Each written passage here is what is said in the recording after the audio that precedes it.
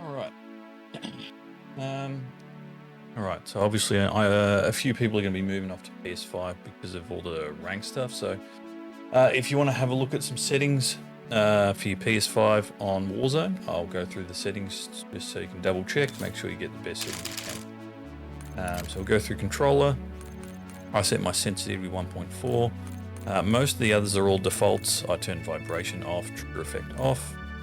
You can play around with your dead zones. I just set mine to 3, 83, 99, 1, and 1. The aiming, they're all fine as long as you have your aim assist on. Otherwise, you're just screwing yourself over. Sensitivity multiplier, usually you change ADS sensitivity to 0.85. Some have it at 0.8, some 0.9. It's really personal preference, whatever you prefer. Then we got movement, sprint assist. So I have tac, sprint assist. All the rest are off. I have hybrid, so you can dive or you can slide, and all the rest on.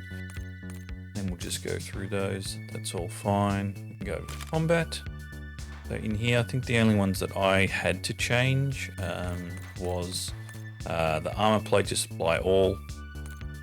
And when we go down to combat advanced settings in here, we can have weapon mount, exit, instant.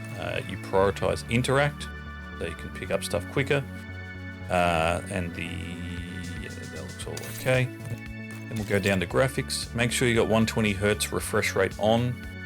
I'll show you in the PS5 settings where you want to actually enable that as well. Go over to quality, turn all your motion blur off, depth of field on, fidelity, CAS on, might as well maximize it.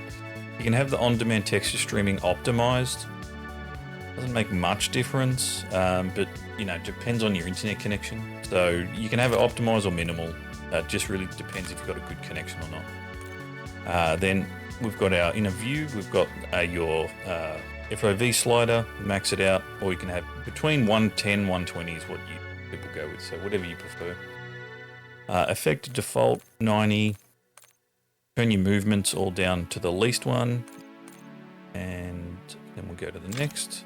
Audio, we can go to our master game volume, turn all the music off, and turn your dialogue down. Only the one you need is effects, that's about it. You can turn the enhanced headphone mode on because you're on console. It's really personal preference. I don't think it makes much difference anyway, but I haven't really played on console too much to sort of tell the difference. But give it a try, see if you prefer it. It's an option anyway. I don't think there was anything else we changed. I just turn off that reduce tinge to sound. So I'll turn that on, I should say. Then we've got all the other audio for the voice chat. Again, personal preference, it's fine. Then we've got interface. Minimap, you want square. Map rotation on. Your compass type is horizontal. And then we go down to our crosshair. We have it on.